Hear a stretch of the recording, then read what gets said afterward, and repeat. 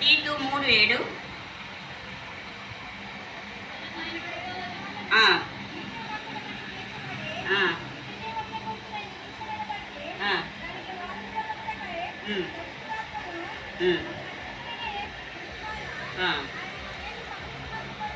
అప్పమ్మరించి తీతు 3:5 కూడా ఒకసారి చదువునానా.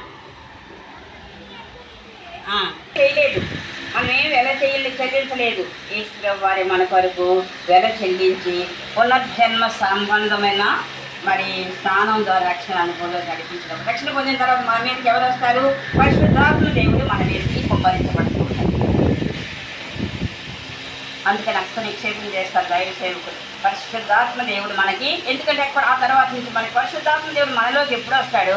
మన మనస్సాక్షి అంతకుముందు అయితే వాత వేయబడిన మనస్సాక్షి, ఏం మాట్లాడుతున్నామో తెలియదు, ఏమి ఆలోచిస్తున్నామో తెలియదు. ఏదైనా చెడ్డ ఆలోచనలు వచ్చినా, చెడ్డ మాటలు వచ్చినా మనల్ని దేవుడు పరిశుద్ధాత్మ దేవుడు గర్తిస్తాడు. అవునా లేదు? ఎప్పుడు మీరు బాధపడ్డారా? కానీ ఎవరైనా గర్తించండి. మీరే శ్రమకొని రక్షణ పొందారు కొంచెం వెరీ గుడ్. గాడ్స్ ఎక్కువ వాయిస్ మీరు కూడా రక్షణ తీర్మానం చేసుకోవాలి.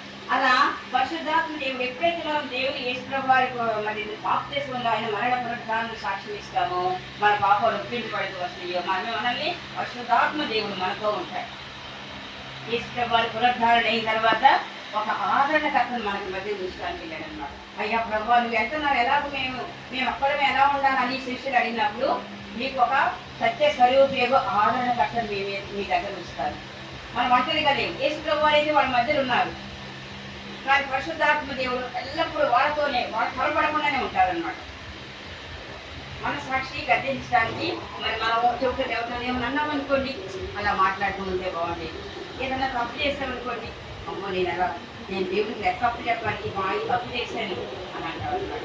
మరి ఇంకేదన్నా ఏమన్నా చూడగాని ఏదైనా చూసామనుకోండి, ఇదేనా ఫోన్లు వస్తున్నాయి కదా, ఆ ఫోన్ ద్వారా మనం బాధపడతాం అన్నమాట. రేపు నుంచి అసలు చూడకూడదు, ఈ ఒక్కరోజుకి ఇది అయిపోయింది అనుకుంటావా లేదు? అనుకుంటావా? అలా జరిగిస్తూ ఉంటాయి అన్నమాట. అలా మరి వీటన్నిటికీ మనం ఏం చేయాలంటే ఒక 3 స్టెప్పులు మనం వేయాలన్నమాట.